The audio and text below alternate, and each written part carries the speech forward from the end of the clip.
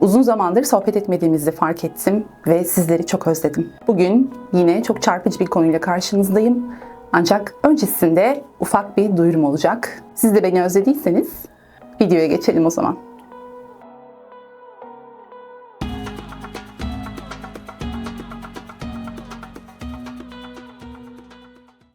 Merhaba dostlar. Biliyorsunuz ki uzun zamandır kitap seslendirmesi yapıyorum. Romanımın seslendirmelerini bitirip bütün videoları yükledikten sonra böyle bir sohbet videosu çekmek geldi içimden. Çünkü sizleri gerçekten çok özledim. Benim için çok yoğun bir süreçti.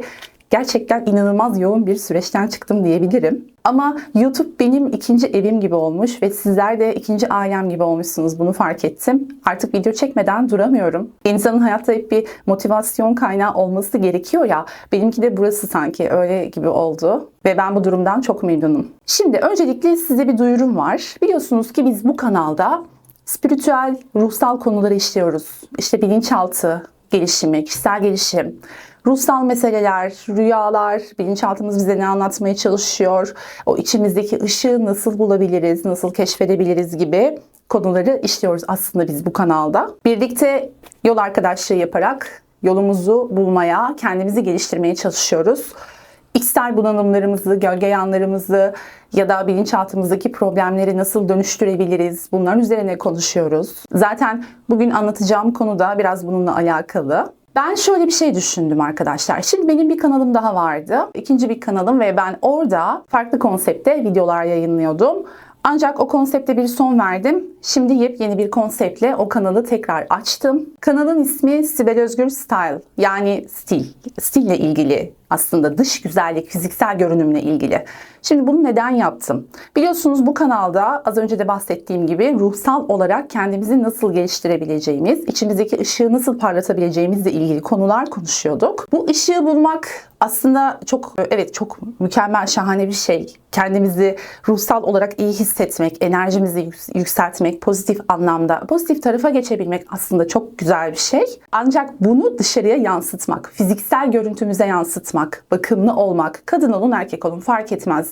Aslında daha çok kadınlara hitap eden bir kanal gibi görünse de erkekler de rahatlıkla takip edebilirler. Kanalın linkini videonun altına koyacağım. Oradan takip edebilirsiniz. Yani ne yapıyoruz?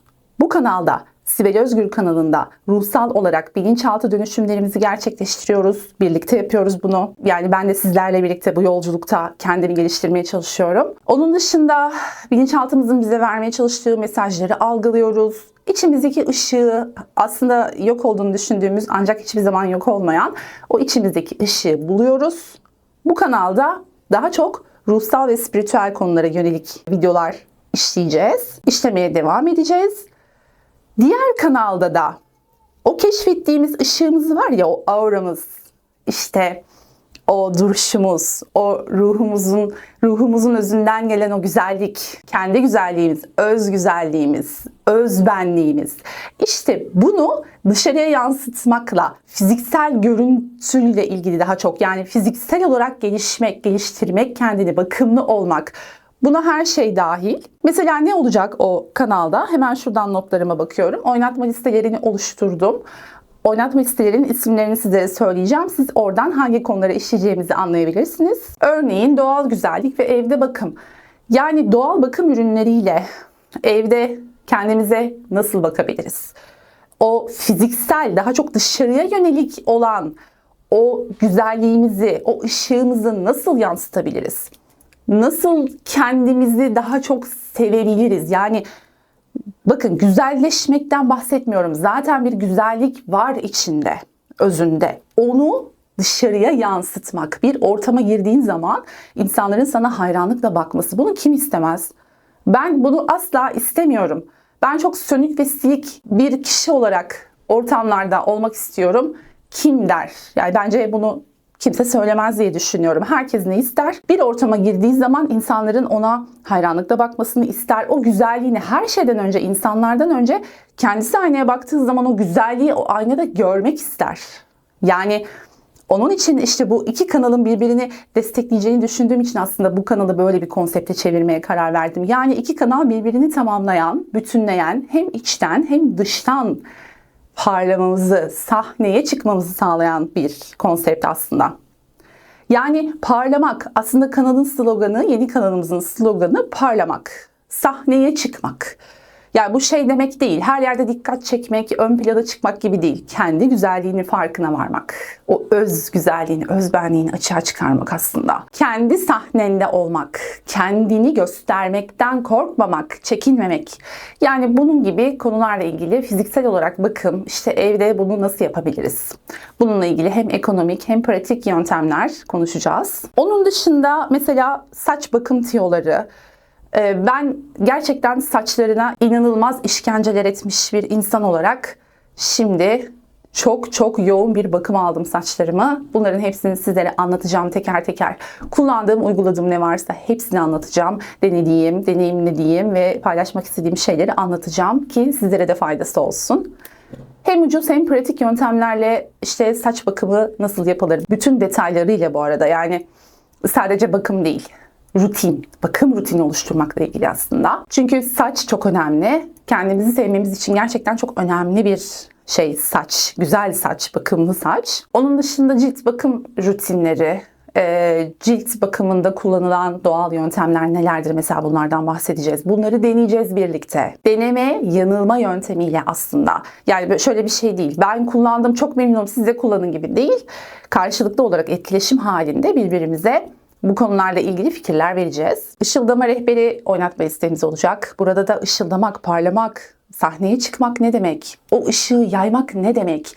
Yani üzerinizde bir eşofman varken bile ya da bir çok sıradan bir ortamdayken bile parlamak, göz görünmek, fark edilmek ne demek? Bunları konuşacağız. Kendine güvenmek ve güzellik konusunu konuşacağız. Özgüven, güzelliğin özgüvenle olan ilgisini konuşacağız. Özgüvenli olabilmek için neler yapmak gerekir? İçten kendini nasıl beslemek gerekir? Bakın burada taktik maktik yok. Her şey gayet doğal olacak. Çünkü biz bilinçaltımıza bu tohumları ekeceğiz ki, bilinçaltımıza bunu yerleştireceğiz ki rol yapmamıza gerek kalmasın. Yani özgüvenli rolü oynamamıza gerek yok. Biz zaten özgüvenliyiz. Özgüvenli olacağız. O noktada her yerde, her an yalnızken bile özgüvenli bir şekilde duruşunuzu sergileyebileceksiniz. Ve ilerleyen dönemlerde de sizlerin talepleri doğrultusunda bir talks, yani karşılıklı canlı yayınlar, deneyimleri paylaşma gibi konuları konuşacağız. Belki ileride konuklarımız olabilir. Kanalın büyüme durumuna göre, sizin taleplerinize göre. Bunların hepsini aslında kanalın gidişatını daha çok sizin taleplerinize göre belirlemeyi düşünüyorum. Yani sizin isteğiniz nedir? Neyi çekelim? Mesela bir sonraki videomuz ne olsun gibi. Bu kanalın tanıtımı bu şekilde. Kısaca tanıtmak istedim. Dediğim gibi linkini bu videonun altına da koyacağım. Orayı da takip etmenizi ve desteklemenizi bekliyorum. Kanalın ilk videosu dün yayına girdi zaten. Tanıtım videosuydu, merhaba videosuydu. İki kanalı birlikte yürütmek benim için zor olacak mı? Olmayacak bence. Çünkü ben seviyorum. İşimi severek yaptığım için benim için hiçbir zorlu olacağını düşünmüyorum. Aksine keyif alacağımı düşünüyorum. Her şeyden önemlisi bu yolda ben de gelişeceğim. Ben de kendimi görmek istediğim o yere doğru yaklaşacağım. Ben de öğreneceğim, ben de deneyimleyeceğim. Bunu sizlerle paylaşacağım. Yani benim için de çok iyi bir yolculuk. Zaten bu kanalı açma sebebim ilk oydu. Kendi yolculuğumu arşivlemek. Geriye dönüp baktığım zaman, videoları izlediğim zaman ya ben neredeyim, nereden nereye geldim? Konuşmalarımla olsun, duruşumla olsun, özgüvenimle olsun nereden nereye geldiğimi zaman zaman geriye doğru videolara bakarak görüyorum ve çok mutlu oluyorum açıkçası. Evet, şimdi kanal tanıtımımızı yaptığımıza göre dönelim bu kanala. Biliyorsunuz ki yazdığım romanları kendim seslendiriyorum ve bu kanalda paylaşıyorum. Herkese açık bir şekilde. Çok ilgi gösteriyorsunuz, çok beğeniyorsunuz. Çok teşekkür ederim. Çok bilinçli, gerçekten romanda anlatmak istediğim şeyleri çok iyi yakalamış ve yorumlarda bunu belirten, uzun uzun belirten dinleyicilerim var. Çok teşekkür ediyorum her birine buradan. Amaçladığım şey buydu aslında. Romanda kendilerini bulması dinleyicilerin. Çünkü bu bizim hikayemizdi. Bu iki hikayede, iki ayrı romanda bizim hikayemizdi aslında.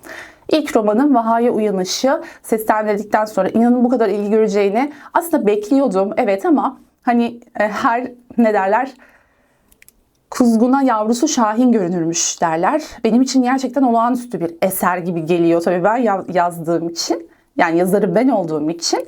Ama baktığım zaman sizlerden de bu kadar ilgi gelmesi benim çok hoşuma gitti gerçekten ve beni yani o romanların devamını yazmak için inanılmaz motive etti. İlk romanımız Vaha'ya Uyanış. Linkini, oynatma listesinin linkini şuraya bırakıyorum. Eğer hala keşfetmediyseniz mutlaka dinlemenizi öneririm. Aynı zamanda bu romanları podcast olarak da dinleyebilirsiniz. Onun da linkini şöyle yukarıya bırakacağım. Onu seslendirip bitirdikten sonra ikinci romanım olan İki Ateş Arasında romanını aynı şekilde seslendirip yayınladım. Oraya da ilgi çok büyüktü. Şimdi romanlara final dedik. Sanıyorum Vaha'ya Uyanış'ta 22. bölümde, İki Ateş Arasında da 20. bölümde final dedik. Ancak o finaller sanki sezon finali gibi düşünülebilir. Çünkü ben o romanları yazarken zaten devamlarını da yazmayı planladığım için elbette ki o hikayeler o şekilde yarım kalmayacak. Devamlarını yazacağım ilk fırsatta. Ancak tabii ki roman yazmak biraz ruhsal bir mesele olduğu için kendimi ruhsal olarak hazır hissetmem gerekiyor öncesinde. Bu nedenle her ne kadar final destekte aslında onların devamı gelecek. Zaten sizin de talepleriniz bu yönde.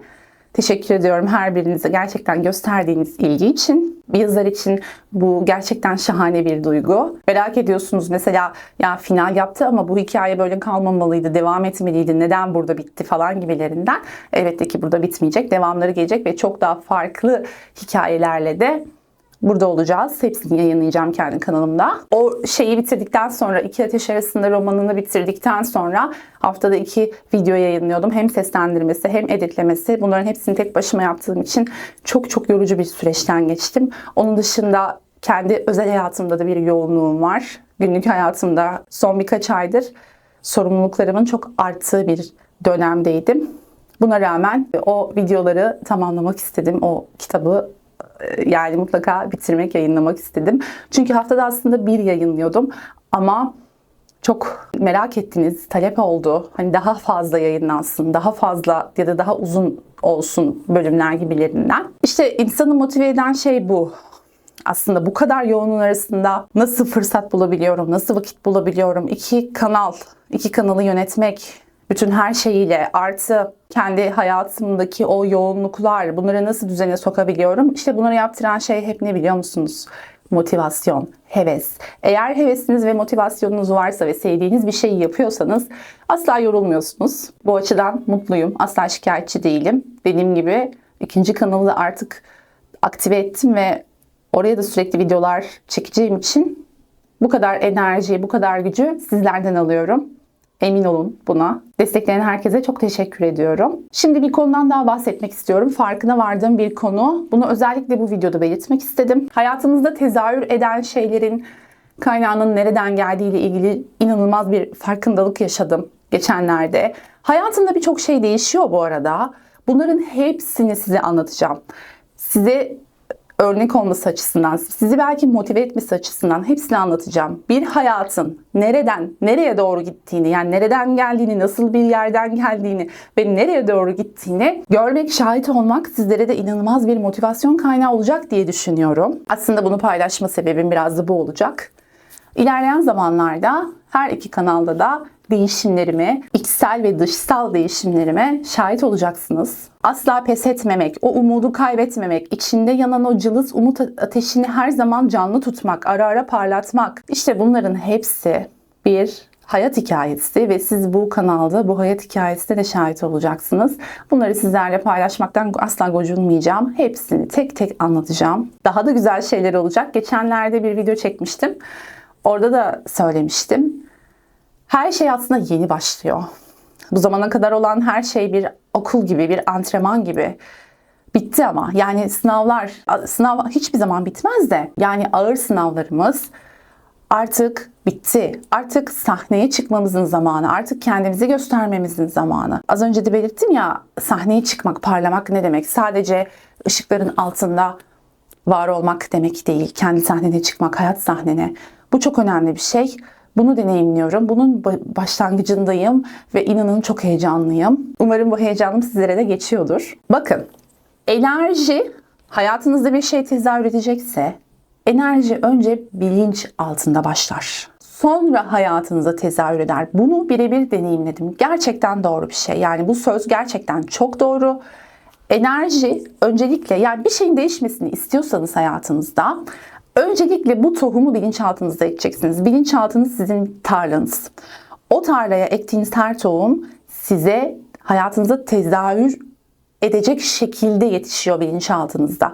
O yüzden bir şeyi kökten değiştirmek istiyorsanız muhakkak ve muhakkak bilinçaltınızı dönüştürmeniz gerekiyor. Bilinçaltınızda dediğim gibi bir tarla gibi düşünürseniz oradaki bugüne kadar yetişmiş olan yabani otlar, dikenler, bakımsız bir bahçe düşünün. Bu bahçe farkında bile olmadığınız bir bahçe aslında, görmediğiniz bir bahçe ve buradaki yapmanız gereken şey nedir? Aslında çok verimli bir toprağınız var o bahçede ya da tarlada. Fakat o toprağın üzerinde bu yaşınıza kadar yetişen o yabani otlar, o ısırganlar, o kurumuş, görüntüsü olarak çok kötüleşmiş, hiçbir verim sağlamayan, hiçbir işe yaramayan o otları temizleyeceğiz. Öncelikle. Sonra ne yapacağız? Toprağı havalandıracağız. Biraz dinlendireceğiz. Bakın ne kadar metaforik olsa da aslında ne kadar güzel bir örnek oldu bu tarla örneği. Temizlediğiniz o yabani otlardan sonra toprağı dinlendiriyoruz, havalandırıyoruz. Bir süre nadasa bırakmak mı derler acaba? Çiftçilerimiz tabii daha iyi bilirler. Nadasa bırakmak yani dinlendirmek, havalandırmak bir süre. Sonrasında yeni tohumları ekmek ve o tohumların artık büyümesi, filizlenmesi, hayatımızda tezahür etmesi. İşte değişim dediğimiz şey aslında bu. O yüzden istediğiniz kadar değişmek isteyin ya da değişmeye niyet edin ya da başlangıcını yaptığınızı düşünün. 2 adım gittikten sonra hop geri gelirsiniz. Bunun olmaması için kesinlikle bilinç altınızdaki o yabani otları temizlemek gerekiyor. Biraz dinlendirmek gerekiyor. Sonrasında hazır hissettiğinizde yeni tohumları ekip o çok verimli olan topraktan ürünlerinizi almaya başlayacaksınız. Bunu niye anlatıyorum? Ben çok değiştim. Ben şuna karar verdim hayatımda. Bu pazartesi diyete başlayıp ya da spora başlayıp işte çarşamba günü bırakmalar, bir bağımlılığı bırakmaya çalışıp 2 gün ondan kurtulup ondan sonrasında tekrar geri dönmeler. Bu bağımlılığa her şey dahil. Yani kurtulamadığınız bir aşk hikayesi. Ya kurtulmak istiyorsun kişiden ama kurtulamıyorsun. Aslında o seni bırakmıyor değil. Aslında o da senden uzaklaşıyor. Sen de ondan kurtulmak istiyorsun ama kurtulamıyorsun. Neden? Çünkü bilinçaltında yabani otlar var. Orayı temizlemiyorsun.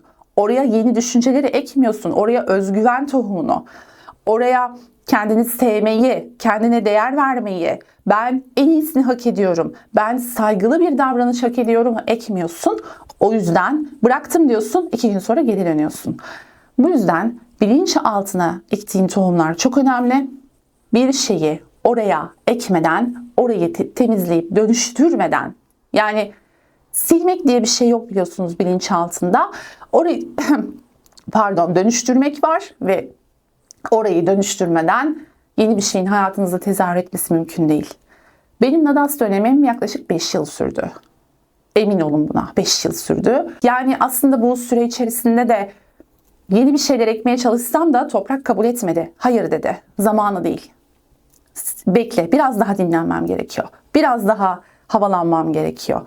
Yeni bir zemine hazırlanmam gerekiyor. Kendimi toparlamam gerekiyor. Çünkü çok uzun yıllardır üzerimde yabani otlar vardı. Kaktüsler vardı. Yani kaktüs derken kaktüs kötü bir bitki değil elbette ama yani çok uzun zamandır o kadar bakımsız kaldım ki ben. Beni biraz bir sal, bir bırak, kendime geleyim dediğini duyar gibiydim. Sonrasında kendimi hazır hissettiğimde o tohumları aslında o zamanlarda da böyle ufak ufak ekmiştim. Fakat bilinçaltı denilen şey çok acayip bir yer. Yani buraya çalışmadığınız sürece hayatınızda yenilik falan beklemeyin. Mutlaka oraya çalışmanız gerekiyor. Köklü ve sağlam değişimler için. Evet, bugün bunu anlatmak istedim. Bunu konuşmak istedim. İçimden geldi. Sohbet etmeyi çok özlemiştim sizlerle. Bu kanalda yine bomba gibi videolara devam edeceğiz tabii ki. Dediğim gibi eğer öneriniz varsa, çekmemi istediğiniz bir konsept varsa onu da çekebiliriz.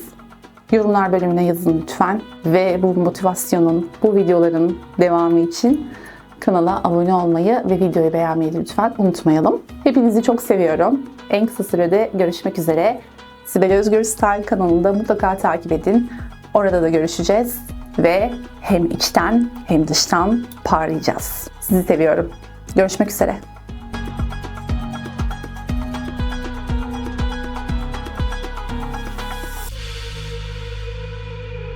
Like and subscribe.